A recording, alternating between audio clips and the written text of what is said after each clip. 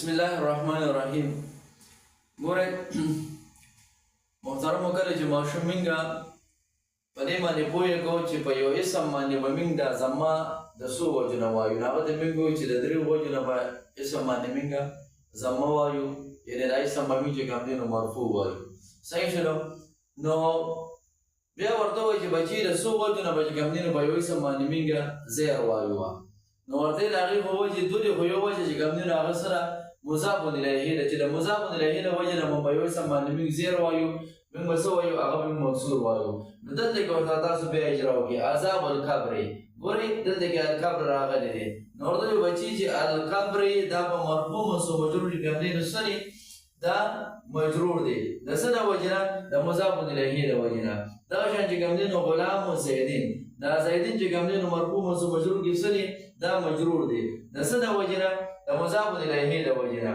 غلام د مخکې مضاف راغلی دی او زیدین مضاف الیه د مضاف الیه د وجې نه کوم دی موږ څه وایو؟ مجرور هم وایو. په دې باندې یو زر یا دوه زره به موږ وایو. دغه شان ورقو شجرې، ورقو مضاف الشجرې مضاف الیه. نو الشجرې دا په مرفوع منصوب مجرور کې چې کوم دی نو څه دی؟ دا مجرور دی. دا مجرور هم د څه د وجې نه ووایي؟ دا به د مضاف الیه د وجې نه ووایي. نو ورته ووایي چې مجرورات هغه دوه دي، خو دا یو چې کوم دی نو څه دی؟ مضاف الیه دی. د مضاف الیه د اجرا ورسره وکړي او دا ورته کوم دی نو وښایي.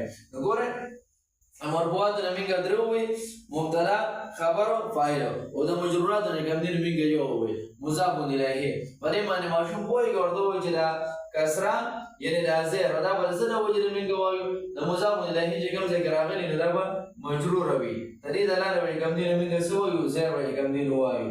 دا به او د دې اجرا مخکې موږ کړی لکه چې کله موږ مضاف الیه ماشوم ته خو هغې کې ورته ویلي وو چې دا مضاف الیه موږ په دې باندې پېژنو چې د لاندې به د دویم ټکي څه راغلی؟ زیر به راغلی.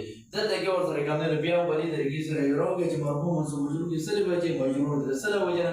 د مضاف الیه د وجې نه. د هغې نه بس ورسره کوم دی نو بیا نورو هغه مرفوعات شولو یا منصوبات شولو یا مجرورات شو هغه ورسره ووایي، خو لومړنی چې کوم دی نو په دې کې چلول پکار چې دا ژبه په دې باندې هغه وچلېږي.